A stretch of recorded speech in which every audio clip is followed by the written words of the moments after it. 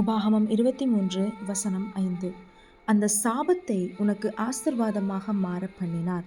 சிலர் சொன்ன சாபமான வார்த்தைகளை கேட்டு சோர்ந்து போய் பயத்தோடு இருக்கிறீங்களா? உங்களை பார்த்து தான் கர்த்தர் சொல்கிறாங்க, நான் உன் மேலே அன்பாக இருக்கிறேன். அதனால தான் இந்த உலகத்தில் உனக்காக வந்து சிலுவையில் உன்னுடைய சாபத்தை நான் சுமந்து தீர்த்து விட்டேன். நீ இனிமேல் சுமக்க மாட்டேன். அவங்க சொன்ன சாபமான வார்த்தைகளை நான் ஆசீர்வாதமாக மாற பண்ணுவேன்னு. இப்போது நீங்கள் எந்தெந்த விஷயங்கள் வழியாக கடந்து போயிட்டுருக்கிறீங்களோ அதை பார்த்து நம்ம இப்போ அறிக்கை பண்ண போகிறோம். ஏசப்பா, சிலுவையில் என்னுடைய சாபங்கள், வியாதிகள், தரித்திரங்கள், கண்ணீர், கவலை எல்லாவற்றையும் சுமந்து தீர்த்து விட்டார். நான் சுமக்க வேண்டிய தேவையில்லை.